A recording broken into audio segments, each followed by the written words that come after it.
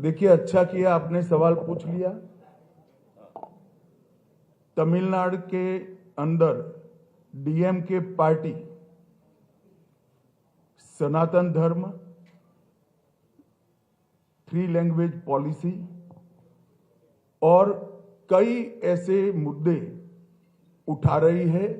उसका एकमात्र उद्देश्य मूल मुद्दों से ध्यान हटाना है। அதாவது திமுக சர்க்கார் வந்து தமிழ்நாட்டில் சில முக்கியமான பிரச்சனைகளை தொடர்ந்து எழுப்பிக் கொண்டிருக்கிறார். அது சனாதனமாக இருக்கட்டும், மும்மொழி ஆகட்டும், டீலிமிட்டேஷன், இது போன்ற பல பிரச்சனைகளை எழுப்பிக் கொண்டிருக்கிறார். அது என்னன்னா, அவர்களுக்கு இருக்கிற ஆட்சியில் இருக்கிற முக்கியமான பிரச்சனைகள், ஊழல், மோசடி போன்ற பிரச்சனைகள் இருந்து மக்களை திசை திருப்புவதற்காக இது போன்ற பிரச்சனைகளை எழுப்புகிறார்கள். சார் தமிழ்நாட்டில் एक सेकंड சார் தமிழ்நாட்டில் एक सेकंड भाई, मेरी बात तो समाप्त होने दो। ऐसे करोगे आप? அந்த கேள்விக்கு இன்னும் पहली बार प्रेस कॉन्फ्रेंस में आए हो क्या? Let me answer.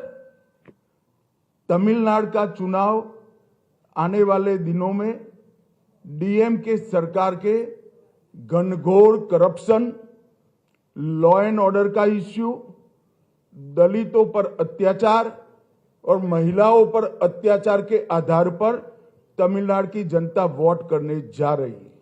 வரப்போகிற தேர்தல் எப்படி இருக்கும் என்றால், திமுகவின் மிகப்பெரிய மோசடி ஊழல்கள் பற்றியும், அதே போல சட்டம் ஒழுங்கில் இருக்கிற ஆபத்தை பற்றியும், தலித் மக்கள் மீது தொடுக்கப்படுகிற தாக்குதல்கள் குறித்தும், பெண்கள் குறித்து இருக்கிற ஆபத்து, பெண்கள் மீது தொடுக்கப்படுகிற தாக்குதல் குறித்தும், இது போன்ற திமுகவின் செயலிழந்த தன்மைதான் திமுகவுக்கு இந்த முறை தேர்தலில் மிகப்பெரிய பேசு பொருளாக இருக்கு.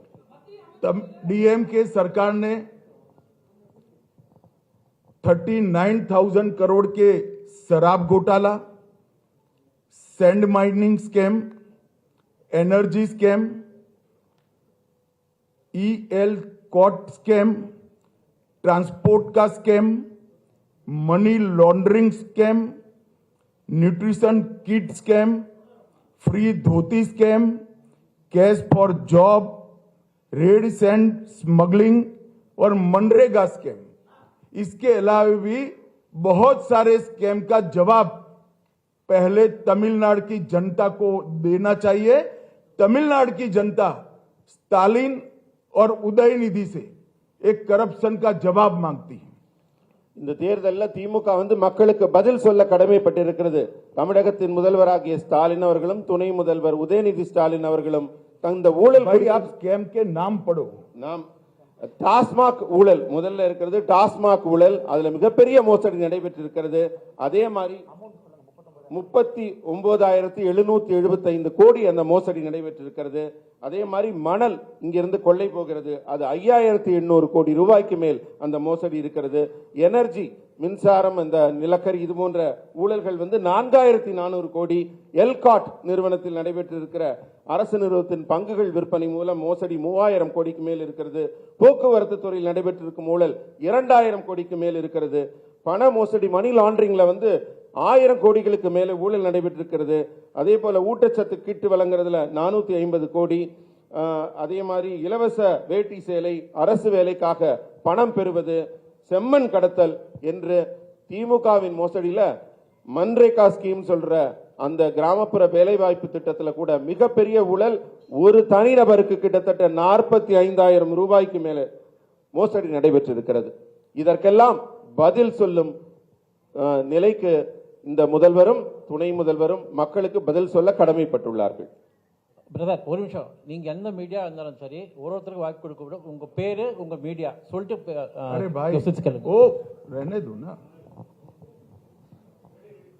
சொல்லுங்க. அடுத்த கேள்வி கேளுங்க. சொல்லுங்க தம்பி. தமிழ்நாட்டில் நீட் தேர்வு ஒரு பெரிய பிரச்சனையா இருக்கு. இந்த நீட் தேர்வுல வந்து திமுக தொடர்ச்சியா அதுல வந்து பிரச்சனை பண்ணிட்டு இருக்காங்க. அண்மையில கூட ஒரு அசம்பிளி பார்ட்டிஸ்ல எல்லாம் கூப்பிட்டு அவங்க ஒரு ரெசல்யூஷன் போட்டுட்டு இருக்காங்க. இந்த மாதிரி விஷயங்கள்ல தமிழ்நாட்டுக்கு பிஜேபி டெட் அகைன்ஸ்டா இருக்கு அப்படின்றத ஃபீல் பண்றாங்க. சோ உங்க அலையன்ஸ் இதுக்கு எப்படி பதில் சொல்வீங்க? नीट का इश्यू तमिलनाडु में बहुत बड़ा समस्या। देखिए, नीट का इश्यू भी ये लोग ध्यान भटकाने के लिए खड़ा कर रहे हैं और डीलिमिटेशन का इश्यू भी ये लोग ध्यान भटकाने के लिए खड़ा कर रहे हैं। மக்களின் கவனத்தை திசை திருப்புவதற்காக மட்டுமே நீட், டீலிமிட்டேஷன் போன்ற பிரச்சனைகளை திமுக பயன்படுத்துகிறது.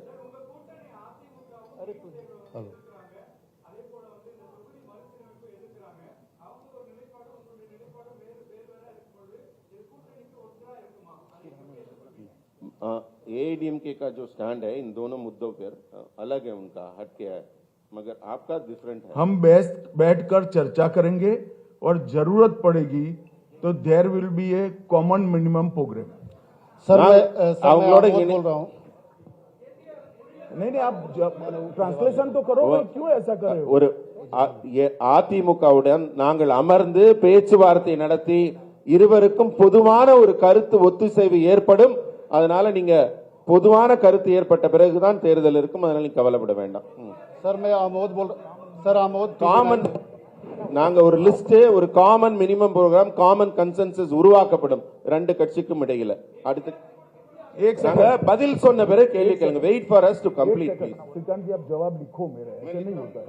नहीं पूरा नहीं, நீங்க बीच में बोलने लग गए। तो न मत सुनो। நான் கேள்வி பதில் சொல்லி முடிச்ச பிறகு கேள்வி கேளுங்க. பதில முழுமையா வாங்குங்க. then you ask question. you should take the reply properly.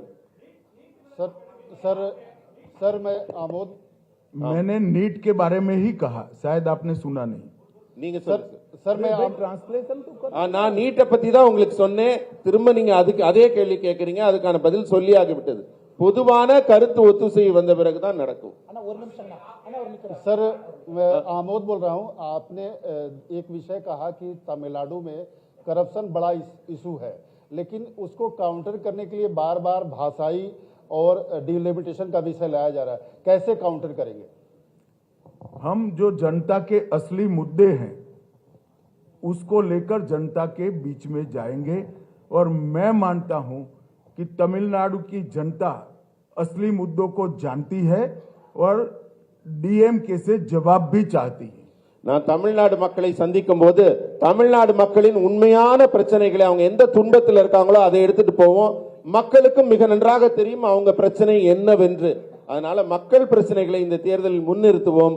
திமுக அவங்கள மாதிரி மடை மாற்ற மாதிரி கவன திருப்பு வேலைகளில் நாங்கள் ஈடுபட மாட்டோம். நேரடியான மக்கள் பிரச்சனைகளில் ஈடுபடுவோம். சொல்லுங்கண்ணா. Sir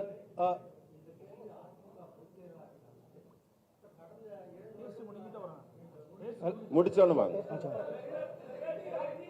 sir sir sir sir எந்திரிச்சு சொல்லுங்க. சொல்லுங்க சொல்லுங்க. சொல்லிட்டாங்க. அதுக்கு பதில்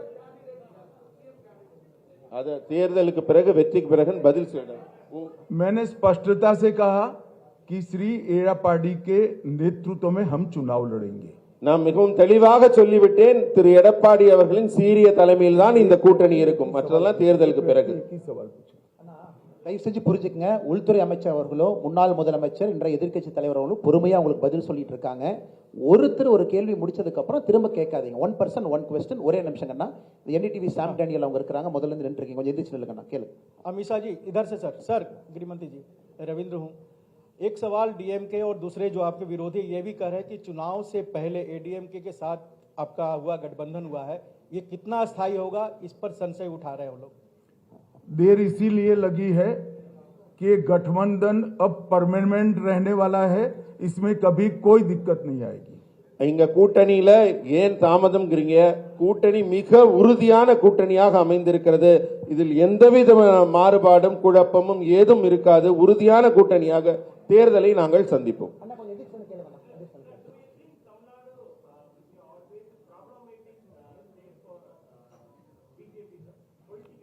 जरा भी नहीं।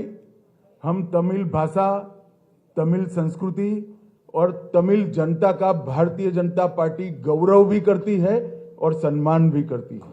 தமிழ் மக்களையும் தமிழ் மாநிலத்தையும் தமிழ் மொழியும் நாங்கள் எங்கள் கௌரவமாக கருதுகிறோமே தவிர என்றுமே தமிழ்நாட்டை பாஜக பிரச்சனைக்குரிய மாநிலமாக கருதியதில்லை. ये नरेंद्र मोदी जी ही थे जिन्होंने महान तमिल परंपरा से सेंगोल को संसद के अंदर प्रस्तापित किया। डीएमके ने कभी मांग नहीं की। ஆனா நாங்க மோடி அவர்கள் தமிழ்நாட்டை மதித்து தமிழ் கலாச்சார பண்பாட்டை மதித்து பாராளுமன்ற புதிய கட்டிடத்தில் செங்கோலை நிறுவினார். ஆனா திமுக அதை எதிர்த்தது. ये मोदी जी ही थे जिन्होंने काशी तमिल संगमम और सौराष्ट्र तमिल संगमम की शुरुआत की। மோடி அவர்கள்தான் தமிழின் பெருமையை போற்றுவதற்காக காசியில் தமிழ் சங்கமத்தையும் அங்க குஜராத்ல சௌராஷ்டிரா தமிழ் சங்கமத்தையும் பெருமையாக நடத்தினார். खेलो इंडिया में तमिल मार्शल आर्ट सिलंबम को मोदी जी ने ही शामिल किया। தமிழ்நாட்டில் மிக புகழ்பெற்ற பாரம்பரிய விளையாட்டான சிலம்பம் விளையாட்டை கேலோ இந்தியா விளையாட்டு போட்டியில் அவர் இணைத்தவர் திரு மோடி அவர்கள். मोदी जी ने ही सेंट्रल शास्त्रीय तमिल संस्थान CICT 25 करोड़ की लागत से इसकी शुरुआत नरेंद्र मोदी जी ने ही की। தமிழ்நாட்டில் தமிழ் மொழியை வளர்ப்பதற்காக இருக்கிற ஒரே நிறுவனம் செம்மொழி தமிழாய்வு நிறுவனம். அது மத்திய அரசின் நிறுவனம். 24 கோடி ரூபாய் முதலீட்டில் அதை உருவாக்கியவர் திரு நரேந்திர மோடி அவர். हमारी सरकार ने ही ह्यूस्टन यूनिवर्सिटी में तमिल पीठ की शुरुआत की। ஹூஸ்டன்ல இருக்கிற பல்கலைக்கழகத்தில் தமிழ் இலக்கியத்திற்கான ஆராய்ச்சி இருக்கை உருவாக்கப்பட்டுள்ளது. तिरुकुरल का अनेक भाषाओं में अनुवाद भारत सरकार करा रही है। उसमें से 63 लैंग्वेज में इसका ट्रांसलेशन पूरा हो चुका है। திருக்குறளை உலகின் பல்வேறு நாட்டு மொழிகளிலும் நாங்கள் மொழிபெயர்த்து கொண்டிருக்கிறோம். அதுல 63 மொழிகளில் ஏற்கனவே திருக்குறள் மொழிபெயர்க்கப்பட்டிருக்கிறது உலகம். और मोदी जी ने ही महान तमिल कवि सुब्रमण्यम भारती की संपूर्ण रचना संग्रह का विमोचन किया है। நம்ம புகழ்பெற்ற தமிழ் கவிஞர் சுப்பிரமணிய பாரதி அவர்களின் ஒட்டுமொத்த படைப்பும் அவருடைய அத்தனை படைப்பையும் புத்தகங்களாக நூல்களாக வெளியிட்டிருப்பவர் திரு மோடி அவர்கள். IAS और IPS की ऑल इंडिया सर्विस की एग्जाम तमिलनाडु के युवा नरेंद्र मोदी जी के प्रधानमंत्री बनने के बाद ही तमिल लैंग्वेज में ये एग्जाम दे सकते हैं। DMK की सरकारें जब भी थी केंद्र में उन्होंने इसकी शुरुआत नहीं करी। இன்றைக்கு பொது தேர்வுகள் எழுதுகிறாங்க. IAS IPS போன்ற தேர்வுகள் எல்லாம் இன்றைக்கு தமிழ் இளைஞர்கள் தமிழில் எழுத முடிகிறது. ஆனா மத்தியில திமுக ஆட்சியில் இருந்த போது இந்த தமிழில் எழுதக்கூடிய இந்த நிலை கிடைக்கவில்லை, இருக்கவில்லை. मोदी जी ने ही CAPF के पेपर्स तमिल भाषा में उपलब्ध कराने का काम किया। इसके पहले सिर्फ अंग्रेजी और हिंदी में ही पेपर्स दिए जाते थे। மத்திய ஆயுத காவல் படைக்கான தேர்வுகளிலும் இதே நிலைதான் இருக்கிறது. இப்ப தமிழ்லையும் இந்திய மொழிகள் பல மொழிகளில் எழுத முடியுது. ஆனா இதற்கு முன்பு திமுக இருந்த கூட்டணி ஆட்சியில் இருந்தபோது வெறும் இந்தி மற்றும் ஆங்கிலத்தில் மட்டும்தான் எழுதும் நிலை இருந்தது. और जहां जहां भारतीय जनता पार्टी की NDA की सरकारें हैं वहां मेडिकल और इंजीनियरिंग के कोर्स का लोकल लैंग्वेजेस में ट्रांसलेशन हो चुका है। पढ़ाई की व्यवस्था की है। मैं 3 साल से मांग कर रहा हूं, स्टालिन जी मेडिकल और इंजीनियरिंग की पढ़ाई तमिल में नहीं कराते हैं। எங்கெல்லாம் NDA ஆட்சி நடக்கிறதோ அங்கெல்லாம் மெடிக்கல் மற்றும் இன்ஜினியரிங் படிப்பிற்கான பாட புத்தகங்கள் அந்த பிராந்திய மொழியில் அவங்க தாய் மொழியில மொழிபெயர்க்கப்பட்டு அவங்க எல்லாம் படிக்கிறாங்க, உயர்கல்வி படிக்கிறாங்க. நான் 3 ஆண்டுகளாக தமிழகம் வரும்போது தமிழக முதல்வராக இருக்கும் ஸ்டாலினிடம் திரும்ப திரும்ப சொல்லுகிறேன், தமிழில் நீங்க மருத்துவம் மற்றும் உயர்கல்வி பொறியியல் படிப்பை பாட புத்தகங்களை உருவாக்குங்கள் என்று. ஆனா இதுவரை அந்த வேலை நடைபெறவில்லை. और मैं आज तमिलनाडु की जनता को पूछने आया हूं, डीएमके ने तमिल भाषा के लिए क्या किया वो जरा डीएमके तमिलनाडु की जनता को बता दे। நான் கேட்கிறேன், திமுக இதுவரை தமிழ் தமிழ் என்று சொல்கிறார்களே, தமிழ் மொழியின் வளர்ச்சிக்காக என்ன செய்திருக்கிறார்கள் என்பதை தமிழக மக்களிடம் பட்டியலிட முடியுமா? हो गए आपका सवाल, सिट डाउन।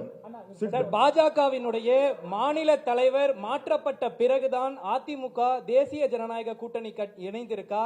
ஏன்னா 2023 வெளியேறும் பொழுது மாநில தலைவருடைய குற்றச்சாட்டை முன் வச்சு தான் வெளியே போயிருந்தாங்க. இத பாஜக தலைமை எப்படி பாக்குது? एडीएमके ने अभी तक अलायंस में शामिल नहीं हुआ क्योंकि वो स्टेट प्रेसिडेंट को बदलाव होने के बाद ही आने के लिए ये जरा भी सच बात नहीं। आज भी अन्नामलाई स्टेट प्रेसिडेंट है। அதாவது இது கொஞ்சம் கூட உண்மை இல்லை. ஏன்னா இன்றும் திரு அண்ணாமலை அவர்கள் தான் இங்க மாநில தலைவராக உங்கள் முன் அமர்ந்திருக்கிறார். That is why he is sitting with me. அதனாலதான் அவர் என் பக்கத்துல இங்க அருகில் அமர்ந்திருக்கிறார். இதுல உண்மை இல்லை.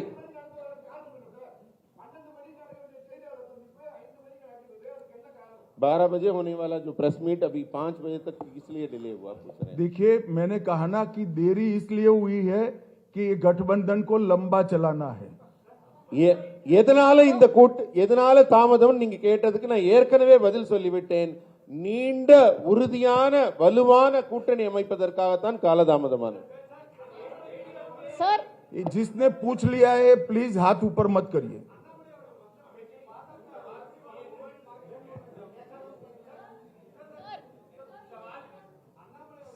भाई आप किसी को बताओ ना कौन पूछेगा। நீங்க சொல்லுங்கம்மா, லேடி பின்னாடில இருந்து சொல்லுங்க. இருங்க இருங்க ஒரு நிமிஷம் தம்பி வேல்முருகன், நீங்க நிறைய கேட்டீங்க. நீங்க